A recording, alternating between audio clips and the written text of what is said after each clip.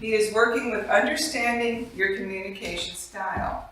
The purpose of this project is for the member to learn about different communication styles and to identify his or her primary style. And the purpose of the speech is for the member to share the impact of his or her style on others. The member will deliver a well-organized speech about some aspect of communication styles. The title of the speech is The Value of Communication. Effective communication can play a major role in every interaction we encounter. Today, Marvin will share some of his experiences with his communication style and how it plays an important role in communication. Let me welcome Marvin Wiley Jr. with The Value of Communication. The Value of Communication.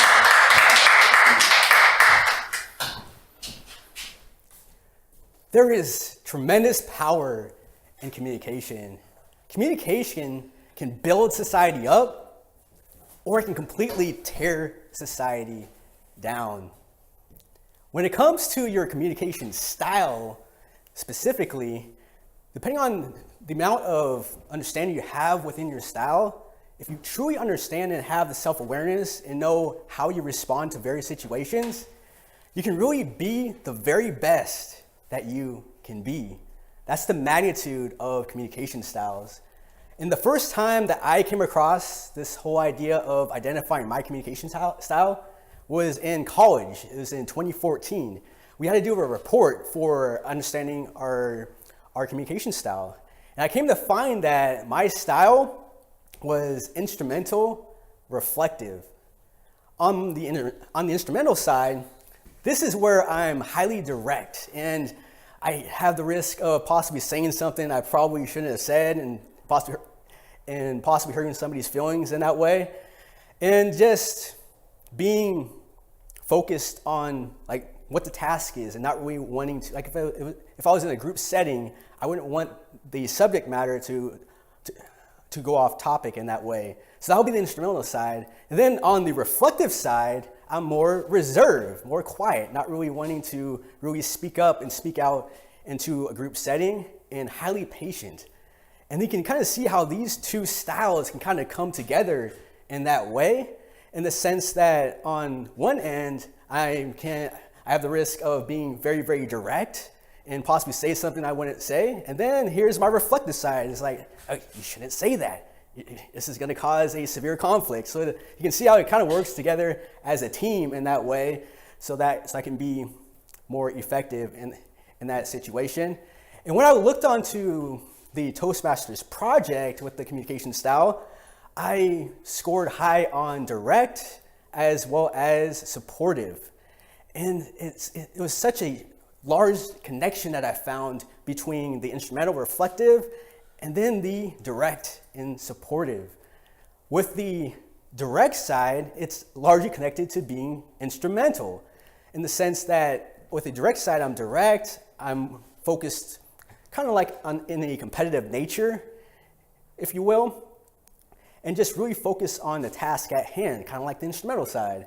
Then with the reflective side, or with the supportive side, I'm more focused on being supportive with the group in a way, and I'm highly patient, a lot like the reflective side. So I found that very interesting, how those two styles, or those two analysis, those two assessments fit hand in hand. And when we look at some of the examples on how I would communicate, I think back when I was in the call center and taking calls, and I was taking a lot of billing type calls.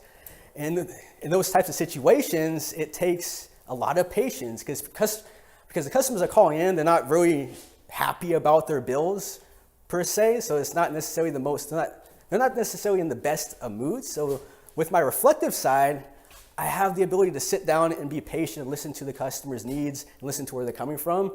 And then if the situation starts to get a little bit heightened up in that way, then my instrumental side wouldn't want to take over and say, this is going on too long.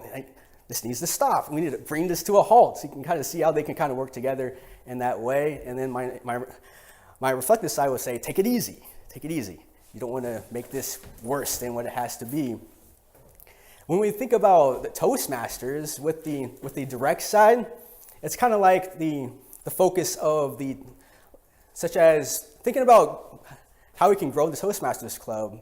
Well, we can have the Toastmaster of the Year award, have a competition where we can all earn points and look to earn those points to win this prestigious award with the Toastmaster of the Year award.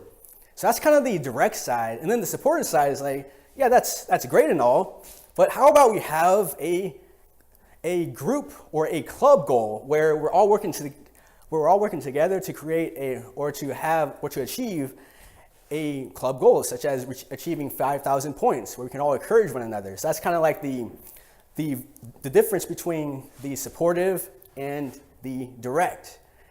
And I find that when you really get the grasp of what your communication style is, you can really hone in on your self-awareness. You can look at your strengths. You can look at your weaknesses. You can look at where you lack. When you start to develop a team of people around you, you can look for opportunities where you can fill those gaps. You can find people who are big on the areas that you have weaknesses, and then that way you can let your own strengths shine through in those instances. Because once you really hone in on your communication style, really get down and understand it and have the self-awareness, then you can really be the best that you can be. Toastmaster, please. Thank you.